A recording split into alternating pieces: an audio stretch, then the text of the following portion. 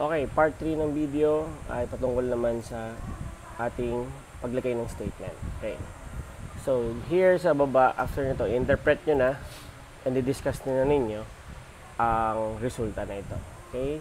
So, sa baba, there are significant relationship between the so again, it's IV. Between the IV in terms of IV1. Tingnan natin ha. Pagdating dito, tingnan natin, pagdating si IV1 to DV1, DV2 may relationship. Pero pagdating kay IV1 to DV3, wala siyang relationship. So, therefore, there are significant relationship between IV in terms of IV1 and the DV in terms of DV1 and 2 with ilan yung critical value?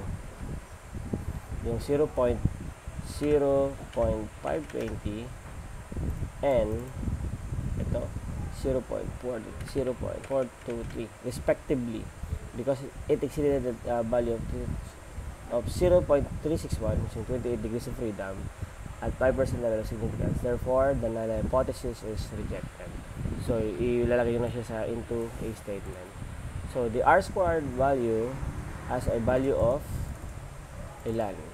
R squared value natin 0. Ay convert natin sa percentage. So, move to 2 decimal places para siya maging percentage. So, 27.04%, 27.04%, and the other one is 17.89%. So, move 1, 2, 17.89%.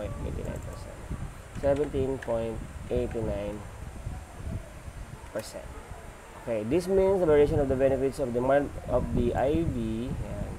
This is the IV. Okay, up to the respondents in terms of the in terms of IV1 is explained by the variation of the DV in terms of the DV1 and DV2.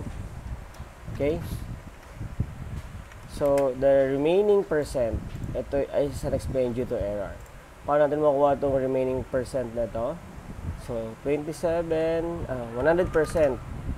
minus 27.04 equals to 72.96%.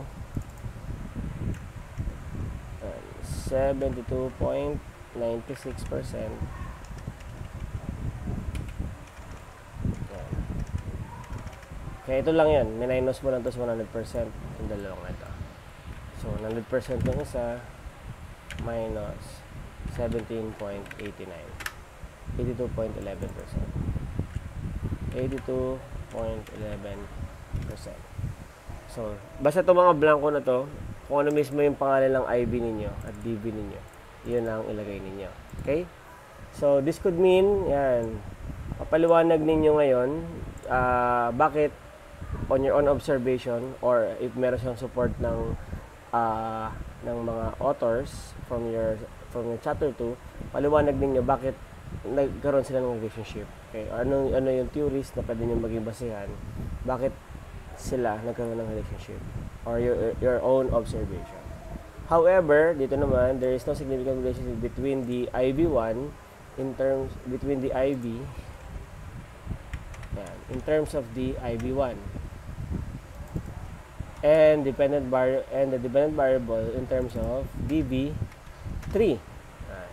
Bakit? Kasi si DV3 mo may 0.32. Ayan. 0.132. Because it did not exceed the critical R value of 261 degrees of freedom at 5% level of significance. Therefore, the null hypothesis is accepted. So, paliwanag nyo rin bakit siya walang relationship. Okay? Ano yung pwede po nyo pang support. Okay? Kahit hindi masyadong mahaba at basta meron kayong explanation. Kasi nga, sa chapter na ito, meron tayong presentation of the data, which is the table, interpretation of the data, which is ito yon, pinapaliwanag yung resulta ng, o pinapaliwanag yung table ninyo, yung nilalaman, and the analysis of the data, which is the explanation. Okay? Or the discussion. Bakit ganun ang lumabas? Ano yung pwede mong sagutin, so isupport na data or ideas, bakit siya nagkaroon ng relationship. Okay? Or walang relationship. So, yun lang naman, and then copy the process to other variables. Repeat nyo lang. So, bawat isa, bibigyan nyo siya ng explanation. From IB1 to DB1, 2, 3, to IB2, to DB1, 2, 3, to IB3, to DB1, 2, 3. Okay, in this table, makita ninyo, si IB1, 2, 3, wala silang relationship kay DB3. Okay? Pero si IB1, 2, 3, may relationship siya kay DB1 and DB2. It means, dun lang sila talaga nagkakaroon ng relationship. Yun lang yung naapektuhan na area doon sa dalawang variables niya. Sa independent variable, sa dependent variable. So, yun. Tapos na. And then, yun na yung pag-compute ng Pearson R. Sunod niyan ay mag-depends na kayo. At, ayan. Ilagay nyo na lang yung summary of the findings sa last chapter.